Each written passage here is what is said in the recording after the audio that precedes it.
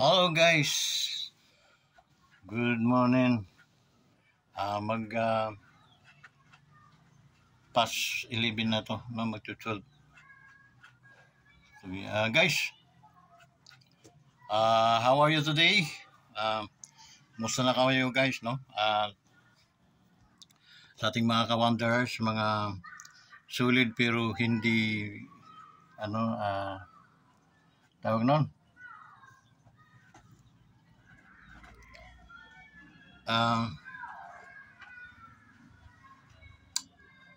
Bitawag kami sa guardian.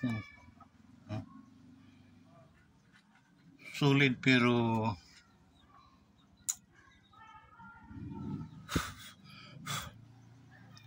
so kumusta ay yung tanan nila mga samarnon, ano? Lahat na porsyon samar, ingat kayo nila bangin may mga mga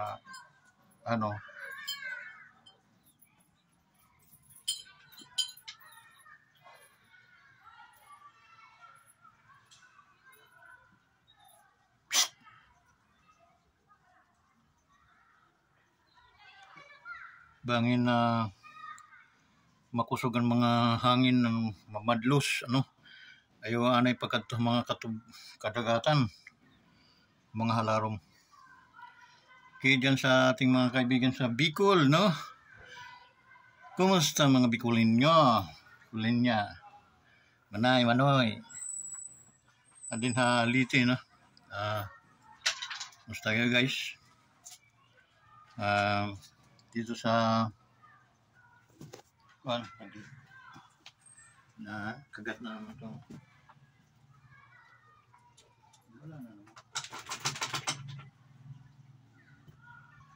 So, takaw itong aso ko. So yun guys, no, nakita natin na medyo ngayon, makulimlim, no? So, iwan ko dyan sa inyo, no? Pero dito sa amin, makulimlim siya. Okay. Nagbabadya. Okay. So guys, shoutout din sa ating mga kaibigan, no? Ating mga kaibigan dyan na mga subscriber na, mga hindi pa nagsasubscribe, okay lang, no? Then yung ating mga kaibigan din dyan sa Kamindanawan, no? Then mga kasundaluhan, lalo na dito sa Barangay Buboy, dito sa elementary school, dito ang may gumagawa dito ng mga engineering battalion natin, gumagawa ng school, no? So shout out sa inyo guys. Okay, and then ang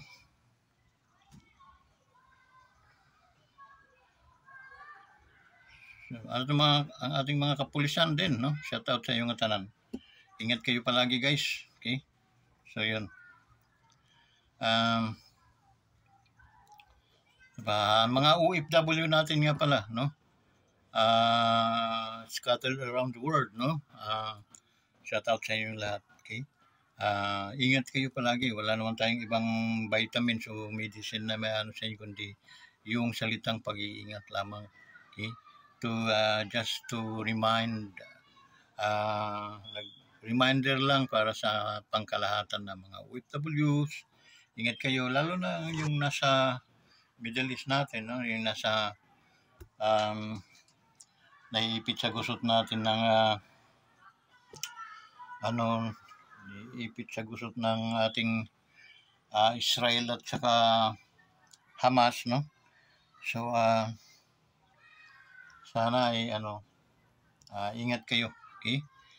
If you wanted to go home, just makipag-ugnayan sa ating gobyerno, sa ating UWA, sa ating mga dyan, Philippine Embassy, para maka-uwi kayo ng mahanapan kayo ng daan paano makalabas, okay? Naiipid man kayo dyan guys sa panahon ngayon, sana huwag bibitaw sa panalangin sa Panginoon, okay? Dahil yun lang ang tanging pag-asang pinakamakapangyarihan sa lahat na pwedeng magbago sa anumang mga sitwasyon. Andun ka sa mga mga danger na pwede kang ilayo o iligtas ng Panginoon sa kapamakan na yan. So yun guys, huwag bibitaw sa pananampalataya sa ating Panginoon. Okay? So sa iba pa ng mga OFW, no? Ingat kayo. Shout out sa inyo lahat. Okay? So yun. Guys, ano ba ang pipintahan natin ngayon? Ano yung ating punto por punto ngayon araw na to, no? Maraming issues, no? Napakaraming issues. Okay? Sa ating lipunan. Maraming salamat. Ako'y nagpapasalamat sa inyo sa panalangin na ginawa, no? Na hindi tayo bumitaw sa pananalangin ng kapayapaan dahil hanggang ngayon, ayun po, no? Nakita naman natin kung gaano kapayapa ang ating mundo at sana naway patuloy na mamamagitan ang pag-ibig ng Panginoon para at least mailayo tayo sa ganong mga sitwasyon. Okay? Because it is hard to have a war today to this moment because it's so napakahirap guys, napakahirap. So pwede namang iwasan dahil alam naman natin na meron din mga puso ang bawat tao na kriniit ng Panginoon. Okay? There is always a heart that connected to the Lord. Okay? So to those who believe in Christ, in John chapter 1 verse 12, it says that He gave the power to become the sons of God. Power and authority, it is given unto you to have assurance that you are the sons of God. And that is yun ang pinakamalakas na katibayan mo, yung titulo na ibinigay ng Panginoon sa iyo. Okay? Use it. Okay? Use that title, no? Use that authority and then see that mountain removed and it shall be done. Okay? So yun guys. Okay? By the power of God, no? So yun. So ano mga circumstances, there is a changes when we came back unto the Lord. Okay? If we connect our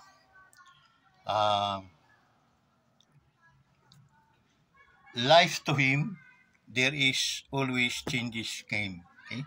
The changes came that there is a good news that God so loved the world that He gave His Son because of you. So yun, no? Ano pa? Okay? Napakaraming issues, no? Pangloob, panglabas. Okay? Yun. Dito mismo sa atin, sa loob ng ating gobyerno, gera din, no? There is a war. Okay? And then, the enemies, okay? Sabihin na lang natin, no? Yung wicked, no? Parang mananalo pa. Guys, it's a very impossible. Okay? Because tumbukin na natin, no? Sa when hindi na natiis ni dating Pangulo PRD, no? PRD ni Pangulong Duterte, former Pangulong Duterte, yung nangyari sa kanyang anak, Vice, no? Na pinagtulong-tulungan guys para at least matanggal yung kanyang mga confidential fund, no? And then involved pa itong katangi-tanging Romualdez, kasi iba yung Romualdez na natin sa United States, di ba? Iba rin yun, pero halos pamarehas lang ata din ng mga dugo niyan. Hindi ko alam kung magkapatid yan o magpipinsan lang. Okay? Yun. Yung dalawa lang yan. Okay? Dalawa lang. Okay? Sa out of napakaraming Romualdez, pero dalawa lang yan sila. Okay? Yung presidente ng Kamara, representative. Okay? Wag na natin pangalanan. Okay? Wag na natin pangalanan. Basta Romualdez apelyido. Okay?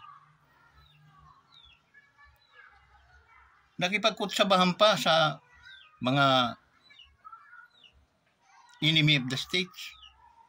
Yung nanluloko sa ating gobyerno. Alam nyo guys kung bakit nanluloko sa ating gobyerno itong mga ito. Dahil yung bistado na sila ay makakaliwa. Pumasok sa gobyerno para kumita at gagastusin nila para pang-finance, panlaban sa gobyerno. Hindi ba katarantaduhan yan guys? Di ba isang panluloko yan? At hanggang ngayon, mga nakangiti pa. Okay? Anong nangyari sa batas ng Pilipinas? Okay? Yung isa dyan may kaso. Kidnapping. Okay? May picture yan na nakaano ng yung nahuli ka, yung inaanohan ka ng picture ng mga pulis. Meron yun. Okay? And then, itong year na ito, talagang pit-pit sarado na itong mga ito. Kaya gumawa ng paraan para pansamantalang mailihis, matigil at hindi kakayanin ng Vice Presidenting maghabol once na walang budget. Okay? Bali. Pero pwedeng isugal nila yun. No? Pero may budget talaga para dyan. Okay? At guys, ito lang yung vice na taong pinalal as a vice presidenting hardworking, nagtatrabaho. Okay? At itong taon na ito sana, o darating taon, mapupusasan na itong mga taong nagtatago sa anino ng mga rebelde at andito sa atin nagpapanggap. At andyan pa sa Kamara. Okay? Sila yung may pakana upang matanggalan kay BP. Si BP nila. No? Single out nila yung Vice President na nagtatrabaho para iangat ang antas ng buhay ng ating mga mamamamayang Pilipino. Now, pinagkaisahan at ngayon lang nagkabusis itong mga no? Sila yung dahil sa presidente na ang apelyido ay Romualdez dyan sa Kamara, in-entertain. Ano bang tawag nito ni Inday sa kanya? Sa mga galit kay Romualdez, anong tawag nito? Okay, sa amin pa ay yung hambog, yung mayabang na hambog pa, tambaluslos. Tambaluslos ang puso. Hindi ba sampaluslos? Tambaluslos ang tawag. Okay? Dahil ang tambaluslos sa amin, ang meaning nga, yun. Yung mayabang. Na wala namang ipagmamayabang. Okay?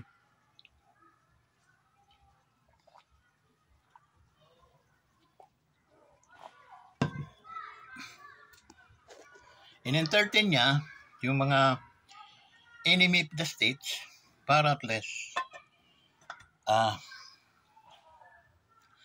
sakyan niya, and then para sa pang sarili niyang agenda. May balak ata ito pa si Tambalos. Take note mga mamamayang Pilipino. May balak ata itong tumakbo ng presidente. Tambalos. Ni sa Tacloban lang eh. Shoot sa balde ka na. Kukonsidera ka naming utso diretso sa unuduro. Sintabi kay Madam Imelda Marcos, no? Sintabi sa inyo, Madam, Ma'am, malaki po yung respeto namin sa iyo. Sa iyo lang. Dahil ikaw po ay nagparespeto. Ikaw po ay nagtanim ng karespeto-respeto. Hindi katulad ng mga tambalos-los mong mga kapilyido. Pag umangkin mo yan, ma'am, pag umangkin mo na yan. Okay? Pinahihiyan nila ang ating presidente. Sino ba ang presidente natin? Okay? Kamag-anak niya. Okay? Kamag-anak niya. Ayan, parang linta. Tapos gagawa ng masamang panaginip. Okay? Masama kang panaginip para sa amin. Okay? Di ka marunong mahiya. Ang Marcos at saka Duterte, for your information, Kolokoy, ay tawag ni Vice sa kanya, tambalos-los. Ikaw ba, magulang mo, kamag-anak mo, nakatulong sa problema ng Marcos? Nakatiwangwang yung ating silakay, nag-aabang upang mailibing sa libingan ng mga bayani. Mayroon ka bang nagawa? Ninuno mo may nagawa? Tumingin sa akin yung mga Romualdez. Anong nagawa niyo? Nang namumblema ang mga Marcos upang maipalibing. Dahil presidente yon, may karapatan yon. Naglakas loob ba kayong lumaban ng patayan para ilibing ang ating former president? Hindi. Baka kinahihiya pa ninyo ang mga Marcos nung araw, hanggang ngayon pinahihiya din ninyo.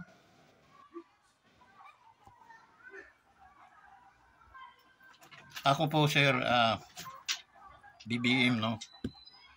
Solidong supporter po niyo kami. Kahit ni Barya po ay wala kaming kinikita sa inyo. Lalo na ako, pamilya ko.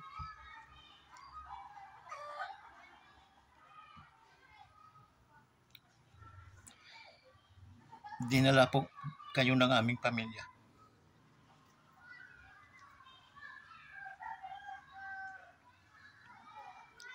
Dahil ako ay Litinyo. Okay? From Southern Liti ako.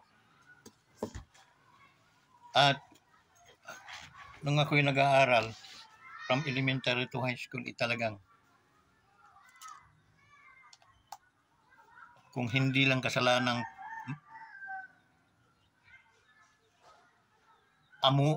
akuing Panginoon si Ferdinand Marcos Sr., matagal ko nang ginawa yun.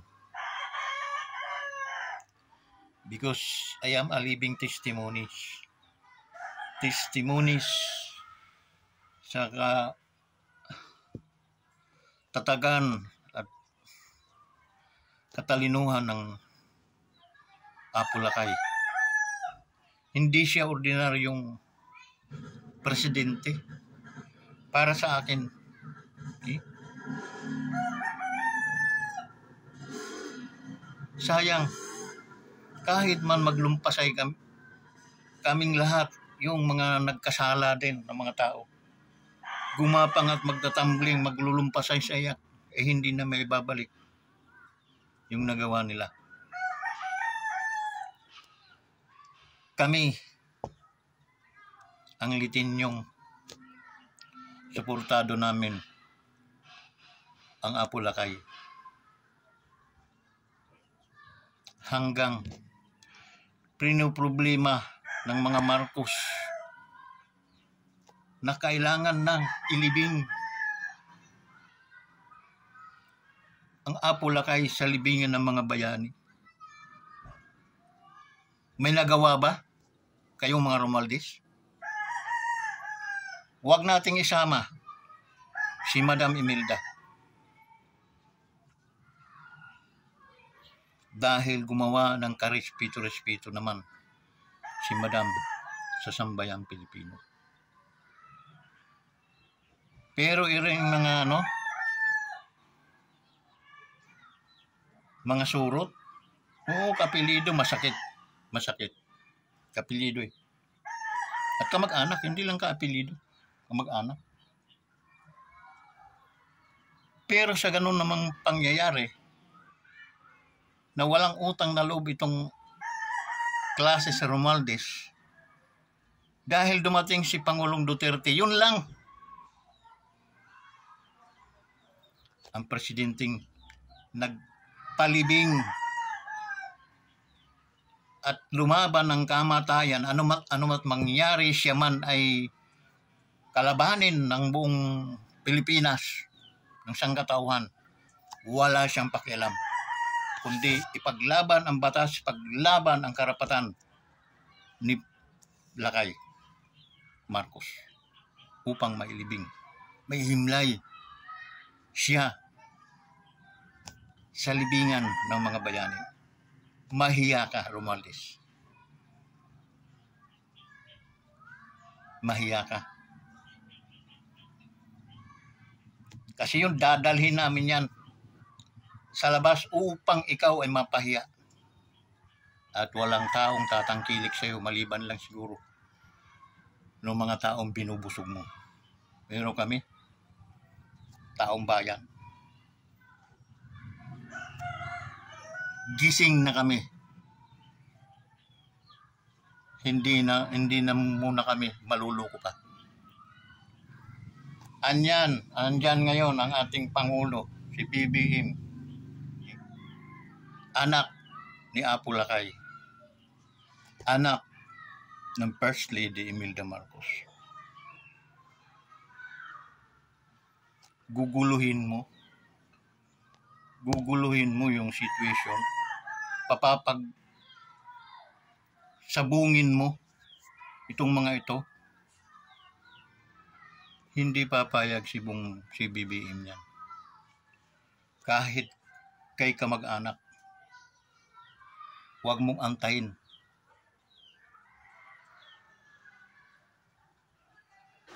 Nasipain ka. Magkusa ka na.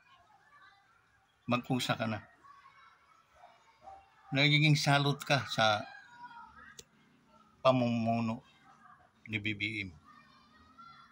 Okay? Mahiya ka. Okay? Walang-wala yung Meron pa dyan, isa pang kinainisan ko. Isang airport ng Tacloban City, pinangalan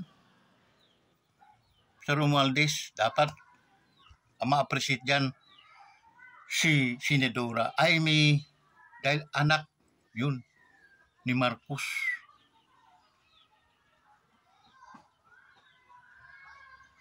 Hindi sa inyo, wala namang kayong pinanggalingan.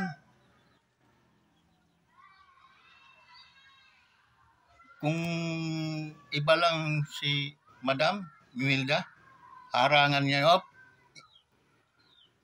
doon lang kayo kasi kayo nakakasama kayo sa aming magandang admukain sa bayang Pilipinas. Puro kayo, dugas, puro kayo, kurakot ang nasa inyong mga ulo. Nakakahiya kayo.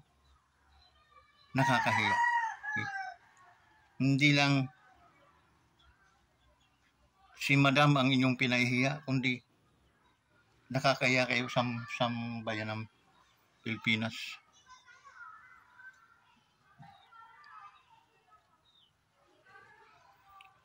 Do you get what I mean? Tambaluslos. Dapat nagkaroon ka ng magandang ihimplo na rumispito dun sa mga taong yan dahil yun ang mayroong malaking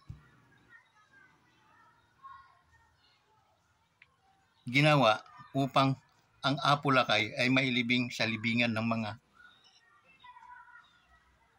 bayani. Ipinaglaban yan ng Duterte, ni Pangulong Duterte. Okay?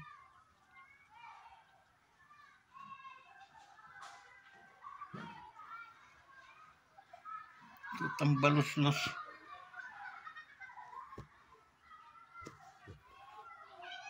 Galit na galit kayo dyan sa airport ng NIA, nga ginawang NIA. Pero anong nangyari din sa airport ng Tacloban? Dapat yan, Tacloban International Airport. Magkakaroon ng International Airport ng Tacloban. Okay? Or AIME International Airport. Or Bongbong. Okay? Or kay Madam Imelda. Hindi po kayo. Hindi ba kayo nahihiya? Wala namang talaga kayo.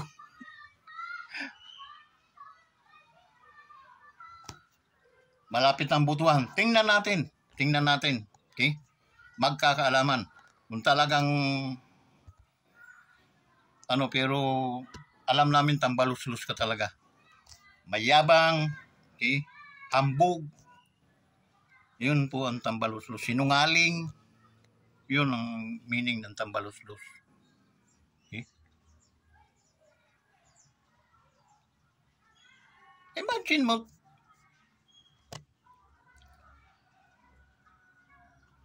hindi ka nag-isip at tanggalan natin ng kasi na itong aking mga kongresista.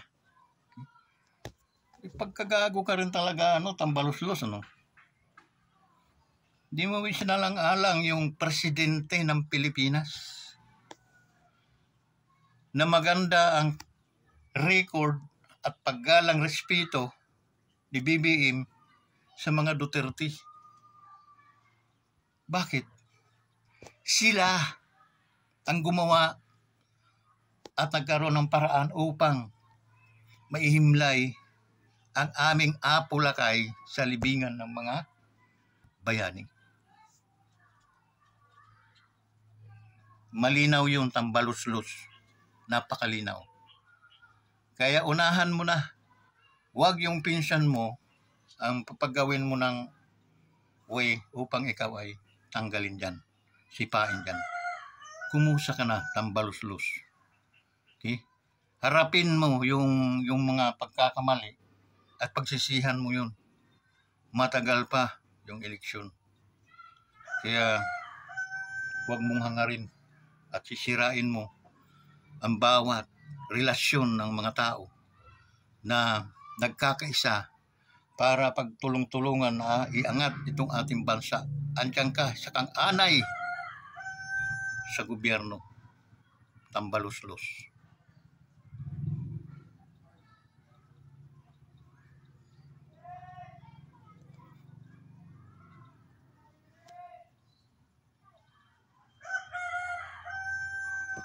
Kung hindi kayo naging ng ating ni Ginang First Lady Imelda Marcos, baka magkukupras lang kayo ngayon. Okay? Mga ngalakal din naman. Okay? Kukupras, saging, yun. Huwag nyo kaming ututin dahil kami ay alam namin yung inyong mga pares lang tayo, may hirap. Pero kami, manatili man kaming mahihirap, wala kaming ginawang kabulbulan katulad ng pinaggagawa mo ninyo. Inaano ninyo yung pagkakataon dahil pero asan kayo? Dalawa lang naman kayo mga dyan, isa yung sa'yo is tsaka ikaw dyan sa kaya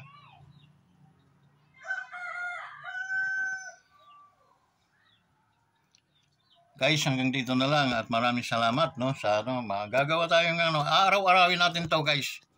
Itong ginagawa ni Tambaluslos. Hanggat yan ay hindi nagre-resign dyan o hindi umaalis dyan sa kamera. Araw-araw yan. Wala akong pakialam sa mga ibang vlogger kung ano nila basta ako. Narantado mo ang aming vice. Tarantaduhin ka rin namin. Ganun lang din kasimple. Ni isang lansa ng buto, hindi namin pagkakatiwala sa iyo.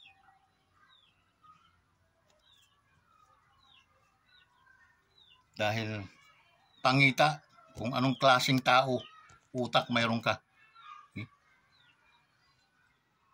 Malayong-malayo ka sa iyong pinsan na presidente ng ating bansa.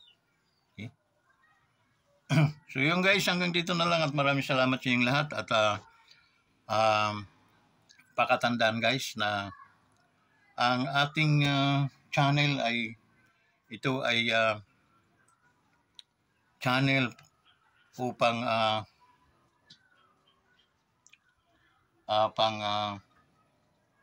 bigyan proteksyon ang ating BC at ang ating presidente ng ating bansa. So, maraming salamat sa pagtangkilik at pagtuwalan niyo sa ating YouTube channel. Yung mga hindi pa subscribe, please subscribe to Wanderers Motovlog TV. And then please likes and share guys. Please. Okay? And then, bye-bye. God bless.